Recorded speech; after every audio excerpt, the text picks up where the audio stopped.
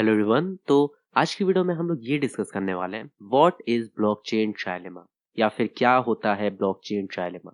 सबसे पहले आइए हम लोग ये देख लेते हैं कि इस वीडियो का इंडेक्स क्या है, मतलब कि किस तरीके से ये वीडियो चलने वाली है।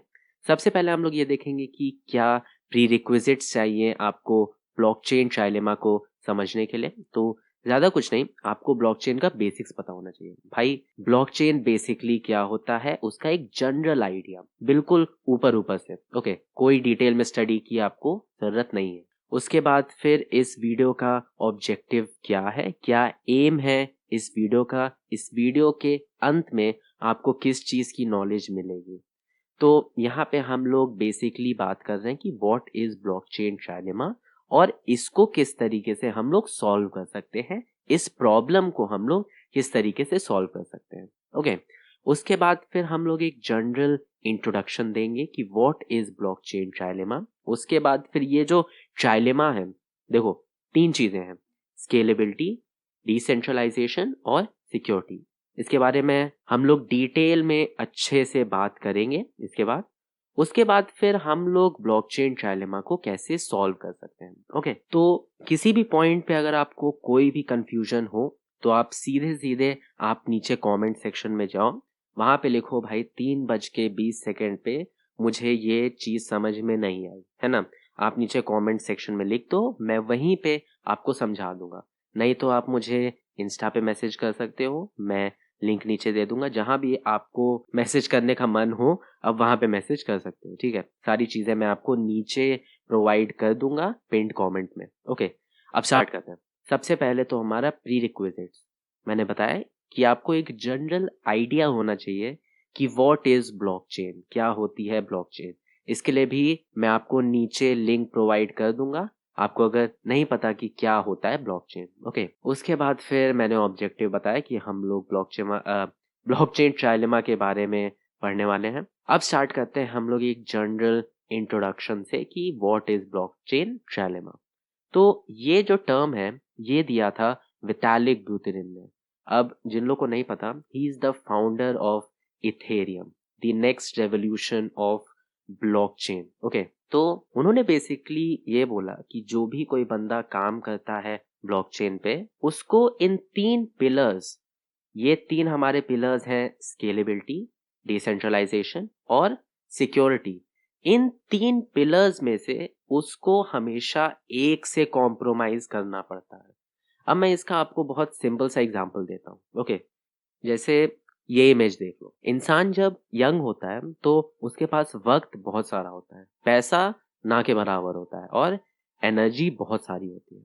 जैसे वो थोड़ा सा यंग होता है, वक्त बिल्कुल नहीं रहता, मनी थोड़ा बहुत रहता है और एनर्जी भी उसके पास रहती है।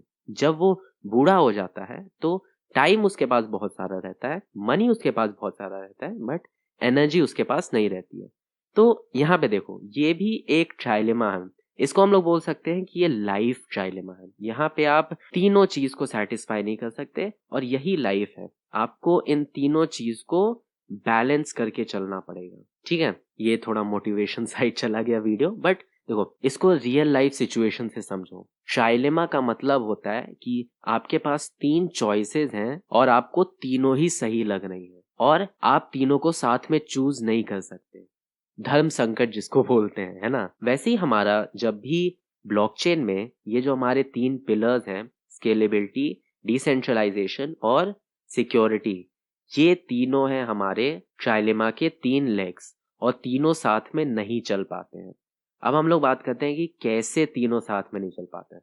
अब मेरे ख्याल से आपको ये समझ में आ गया होगा कि ट्रायलेमा क्या होता है ना। मैंने आपको यहाँ पे रियल लाइफ एग्जांपल से समझा दिया। मैंने आपको ये भी बता दिया कि इसको सबसे पहले दिया था वितालिक भैया ने। अब मुझे नहीं पता कि इनका एग्जैक्ट नाम को कैसे बोलते हैं, बट मैं इसी तरीके से बोलूंगा। अब चलो हम लोग सीधे चलते हैं और इन तीनों पे बात करते हैं, उससे हम लोग की पिक्चर थोड़ी और साफ होगी। ओके, सबसे पहले हमारा डिसेंट्रलाइज। तो डिसेंट्रलाइज्ड का मतलब क्या होता है, इस वर्ड को बांट दो, डी और सेंट्रलाइज्ड। सेंट्रलाइज्ड का मतलब होता है कि कोई सेंट्रल अथॉरिटी है, कोई एक इंसान है या फिर तीन चार इंसान मिलके किसी चीज का डिसीजन ले रहे हैं। तो जब आप किसी भी सिस्टम को डिसेंट्रलाइज कर देते हो, मतलब कि हर कोई मिल के डिसीजन ले रहा है, ये कोई सेंट्रल अथॉरिटी डिसीजन नहीं ले रही है, उसको हम लोग बोलते हैं डिसेंट्रलाइजेशन। और ब्लॉकचेन का बेस है डिसेंट्रलाइजेशन। इसका सबसे सिंपल एग्जांपल ले लो, हमारा वोटिंग सिस्टम। भाई हम सब लोग वोट देके अपने नेता को चुनते हैं, इसमें कोई ये नहीं है कि इसका वोट ज्यादा वैल्यूएबल है या फिर उसका वोट ज्यादा वैल्यूएबल है। हम सब मिलके वोट दे रहे हैं, सबका वोट की सेम वैल्यू है, तो वो एक डिसेंट्रलाइज्ड वे हो गया। अब यहाँ पे देखो, यहाँ पे कुछ चीजें एकदम ध्यान से याद रखना। Decisions made on the blockchain are not controlled by central authority. Okay, यहाँ पे जो भी मेंबर्स होते हैं हमारे ब्लॉकचेन के, वो सारे मिलके डिसीजंस को वोट देते हैं कि ये होना चाहिए कि नहीं होना चाहिए। अच्छा, इसका आइडियल केस क्या होना चाहिए? क्या एक छोटा सा ब्लॉकचेन जहां पे मान लो 50 से 60 लोग हो, क्या उसको हम लोग एक आइडियल डिसेंट्रलाइज सिस्टम बोलते हैं? या जिसमें लाखों लाख लोग हो, उसको हम लोग आइडियल डिसेंट्रलाइज सिस्टम बोलते हैं? यहाँ पे सीधे सीधे पता चल रहा है भाई, जहां पे लाखों लोग होंगे वहीं पे वो एक्चुअल डिसेंट्रलाइज सिस्टम हुआ। क्यों? क्योंकि मान लो कोई बहुत रॉब वाला इंसान है, ठीक है, और एक छोटा सा नेटवर्क, मान लो उसमें 60 से 70 लोग हैं। अब कोई रॉब वाला इंसान होगा, वो ये बोलेगा कि यार देखो, मुझे 50% का विन चाहिए, है ना।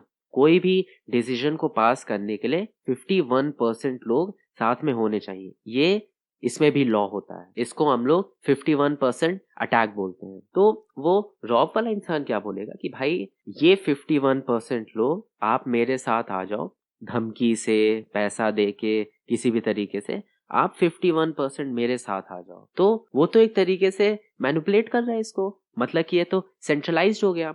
तो for a ideal blockchain, for a ideal decentralised blockchain, the number of members should be huge. मतलब कि एक आइडियल डिसेंट्रलाइज्ड ब्लॉकचेन के लिए जो नंबर ऑफ नोड्स हैं, जो नंबर ऑफ मेंबर्स हैं, वो ह्यूज होना चाहिए, वो बहुत बड़ा नंबर होना चाहिए, ताकि कोई सेंट्रलाइज्ड अथॉरिटी, कोई ग्रुप ऑफ पीपल उस ब्लॉकचेन को मैनिपुलेट ना कर सके। ओके, तो मेरे ख्याल से अब आपको डिसेंट्रलाइज्ड वर्ड का मतलब समझ में आ गया होगा। ओके, इसका मतलब कि कोई भी डिसीजन को साथ में मिलके सारे लोग लेते हैं, कोई सेंट्रल अथॉरिटी नहीं है। ओके, इसके बाद फिर अब आते हैं सिक्योर पे। ओके, अब जैसे मैंने बताया, वो जो रॉब वाला इंसान है, अगर बहुत लिमिटेड लोग हो, 60 से 70 लोग हो, तो वो उसमें से 30 लोग को बोल सकता है ए, तुम मेरी तरफ वोट दोगे, नहीं दोगे तो फिर मैं ये कर दूंगा।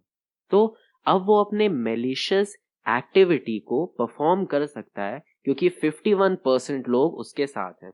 इसका एक क्लासिक एग्जाम्पल हुआ था, मुझे साल याद नहीं आ रहा, बट इथेरियम क्लासिक था, उसके ऊपर भी 51% अटैक हुआ था, जब वो बहुत छोटा सिस्टम था। तो मैं उसका कुछ न्यूज आर्टिकल आपको नीचे दे दूंगा, आप उसको पढ़ना। तो for a blockchain to stay secure, the number of members or the number of nodes should be huge. Okay, अब आप ये सोच रहे होंगे, अच्छा इसका मतलब मैं ये समझ गया कि किसी भी ब्लॉकचेन को अगर सही तरीके से काम करना है, उसको अगर सिक्योर बनना है, उसको अगर डिसेंट्रलाइज्ड बनना है, तो number of people should be huge, number of participant should be huge. अब यहीं पे हमारे पास एक प्रॉब्लम आती है, ये दो हमारे दो लेग्स थे, डिसेंट्रलाइज्ड और सिक्योर।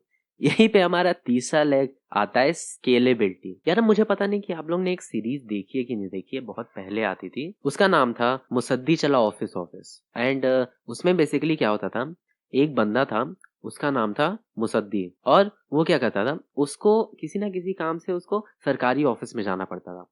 मान लो कभी पोस्ट ऑफिस में गया, मान लो कभी लैंड के पेपर्स का कुछ काम है, उसके ले गया। वहां पे उसको क्या करना पड़ता था कि एक पेपर पे साइन के लिए उसको पहले फर्स्ट ऑफिस जाओ, वहां से कोई भेजता था पांडे जी के पास जाओ, पांडे जी के पास से कोई वर्मा जी के पास भेजता था, वर्मा जी के पास से कोई शर्मा जी के पास भेजता था। अब ये पूरी स्टोरी का मेरा एक मकसद है कि एक चीज मान लो कि आपको केवल एक डिसीजन लेने के लिए अगर हजारों लोगों के पास जाना पड़ता है, तो वक्त तो लगेगा, है ना। उसी तरीके से अगर आपके ब्लॉकचेन में हजारों नोड्स हैं, हजारों मेंबर्स हैं, तो किसी भी डिसीजन को लेने के लिए, किसी भी ट्रांजैक्शन को वैलिडेट करने के लिए वक्त लगेगा। ठीक है, मान लो अगर आप पैसे का ट्रांजैक्शन कर रहे हो तो ये वक्त तो चलो हम लोग मान सकते हैं, ठीक है। इसी वजह से पहले हम लोग को दिक्कत नहीं हो रही थी, बट जब से हम लोग इस पे डैप्स बनाना शुरू किए, डिसेंट्रलाइज्ड एप्लीकेशन, इस पे मैं एक अलग से वीडियो बना दूंगा। जब से हम लोग उस पे काम करना शुरू किए, हम लोग के लिए वक्त बहुत इंपॉर्टेंट हो गया। अब आप ये सोच लो, आप जब YouTube पे किसी भी वीडियो पे आप करते हो क्लिक, वो वीडियो खुल के आ जाती है तुरंत।